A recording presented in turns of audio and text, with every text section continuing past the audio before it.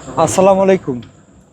আসলে মানে এতটা বিবেকহীন মানুষ আমি আসলে আমার 28-29 বছর বয়সে কখনো আসলে দেখিনি।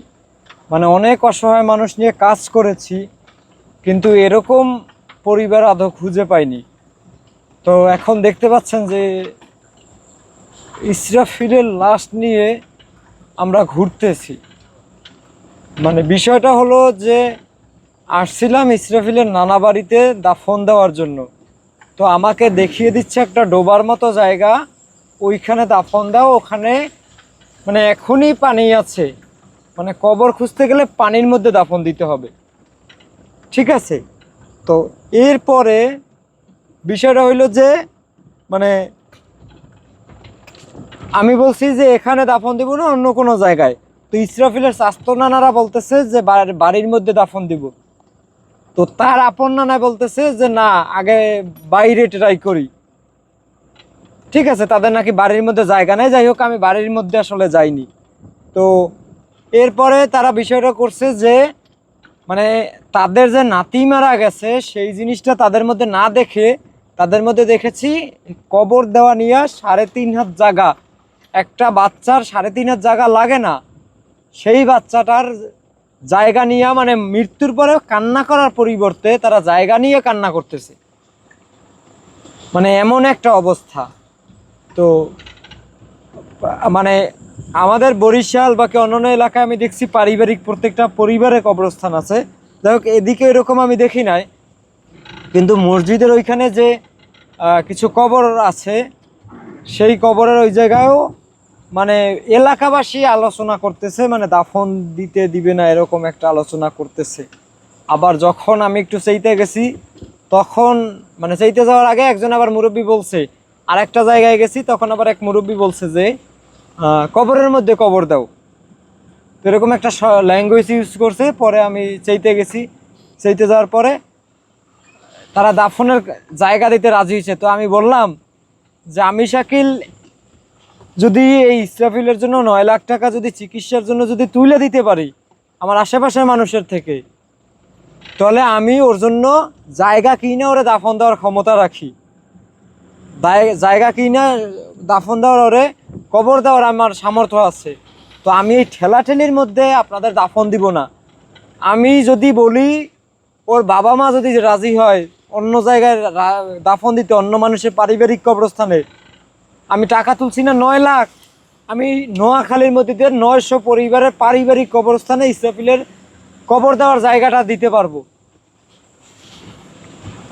ইসরাফিলের নোয়াখালীর মানুষ তো সবাই খারাপ না। নোয়াখালীর মানে নোয়াখালী থেকে 2 থেকে 2.5 লাখ টাকা আমি ফান্ড তুলে দিছি নোয়াখালীর মানুষের থেকে ইসরাফিলের চিকিৎসার জন্য।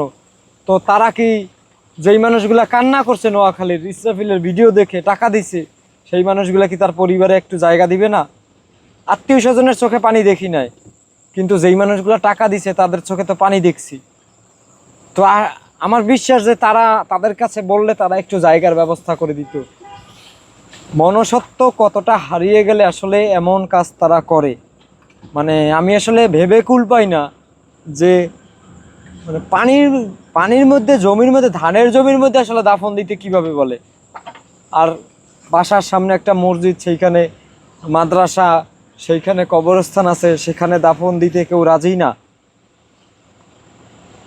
এলাকাবাসী। তারপরে আর একটা জায়গায় একটা বাগানের মধ্যে কবরস্থান আছে, সেই জায়গায় আসলে কবরের মধ্যে কবর দিতে বলে। তো এই হলো অবস্থা। তারপরে আসলে আমি কিছু কথা বলতে চাইছিলাম না,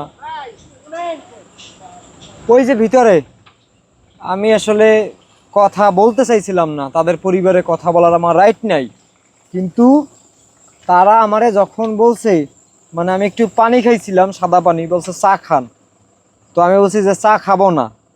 পরে বলছে যে চা খাবেন না কেন ভাই? আমি ভাই না। আমি বলছি আপনি যদি আমার ভাই হইতেন তাহলে আপনি ইসরাফিলের অপারেশনের সময় হাসপাতালে যাইতেন, কারণ আপনি ইসরাফিলের রক্তের লোক। আপনাদের পরিবারের সবাই কি আসলে পঙ্গু? সবার কি হাত নাই, পা নাই, ঘরে ভাত জুটে না? আপনি ইসরাফিলের বাবা মারে যদি বলতেন গাড়ি ভাড়া পাঠাই দাও, গাড়ি ভাড়া নাই, তাহলে আমি দিয়ে দিতাম, গাড়ি ভাড়া পাঠাই দিতাম। আমি মা না পাঠাই দিতে পারলেও নোয়াখালীর মানুষ দিয়ে দিত, যারা নোয়াখালীর মানুষ যারা টাকা পয়সা দিছে ইসরাফিলের চিকিৎসার জন্য। তো আপনারা পঙ্গু না, আপনারা সুস্থ মানুষ, আপনাদের ঘরে খাবার জোটে, আপনারা যাইতে পারেন না ছেলেটার মানে অপারেশনের সময়, অথচ হাসপাতালে 200+ মানুষ, তার কেউ রক্তেন না।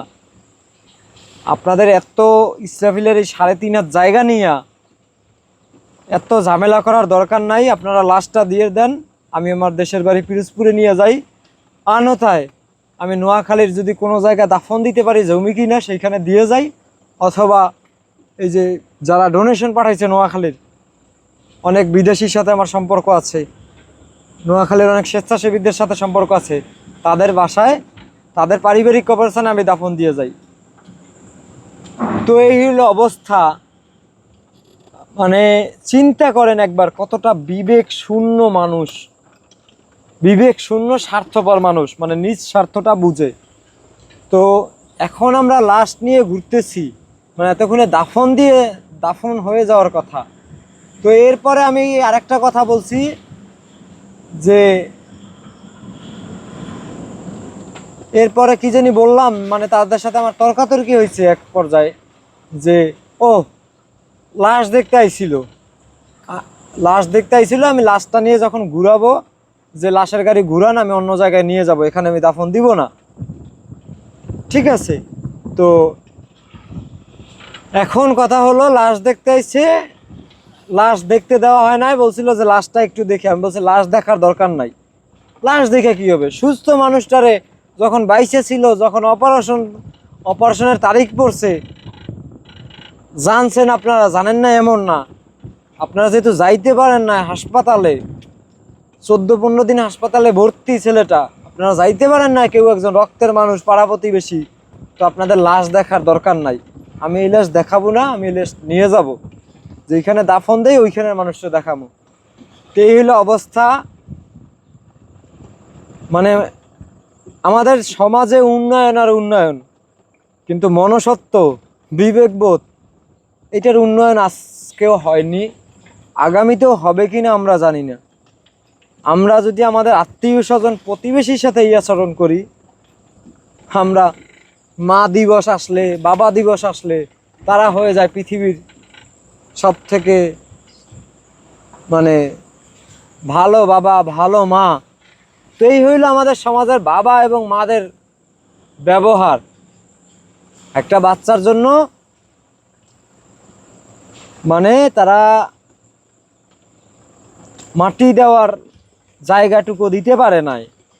আমি আমার বরিশালকে বড় করে বলতেছি না, আমি বরিশাল সহ অন্যান্য এলাকায় দেখছি যেইবারই মারা যায় মানুষ, প্রতিবেশী মানুষরা কাজ করে, প্রতিবেশী মানুষের বাসায় খাবার রান্না করা হয়, প্রতিবেশী মানুষের কবর খুঁজে, প্রতিবেশী মানুষের বাঁশ কেটে আনে।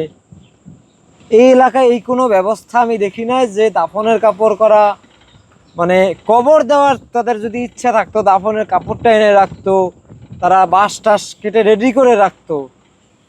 আইসা দেখলাম কি জায়গা জমি নিয়া, মানে তাদের চোখে পানির বদলে এই যে ফেসবুক থেকে এক আন্টি আসছে, মানে সে ইসরাফিলের রক্তের কেউ না, আমার রক্তের কেউ না, আমি তারা চিনতাম না, সে প্রত্যেক দিন ইসরাফিলের জন্য খাবার রান্না করে নিয়ে আসতো। তো সেই মানুষটা এই ইসরাফিলের বাড়ি পর্যন্ত এসে কান্না করে দিছে, বলে যে আঙ্কেল ইসরাফিলের কি মাটি দেওয়ার জায়গাটুকু করতে পারবেন না? মানে এর থেকে তো আজিমপুরে কবর দিয়ে আসা ভালো ছিল, নাকি নাইলে আমগো বাড়িতে ইসরাফিলকে নিয়ে যাওয়া ভালো ছিল। তাহলে চিন্তা করেন যে আসলে মানে আপনারা যদি সাহায্য ইসরাফিলের জন্য না করতেন, ইসরাফিলের যদি চিকিৎসার উদ্যোগটা শেষ সময় না নেওয়া যাইতো, তাহলে কিয়ামতের দিনে ঠিকই পোলাটায় দাবি করতো যে আল্লাহ তুমি আমার কোন পৃথিবীতে পাঠাইছো, কোন মানুষের কাছে পাঠাইছো, আমারে একবেলা একটু ওষুধ দেয় নাই, আমার একটু চিকিৎসা করায় না, আমার একবেলা খাবার দেয় নাই। এই আপনারা মানে আমি বাকে আল্লাহর হুকুম দিছে হয়তো বা যে ওর দাফনটা যেন ঠিকভাবে হয়। মানে একটা মানুষের দাফন নিয়ে, একটা শিশু শিশু নিষ্পাপ, সে নিষ্পাপ শিশুটার দাফন নিয়ে সমস্যা।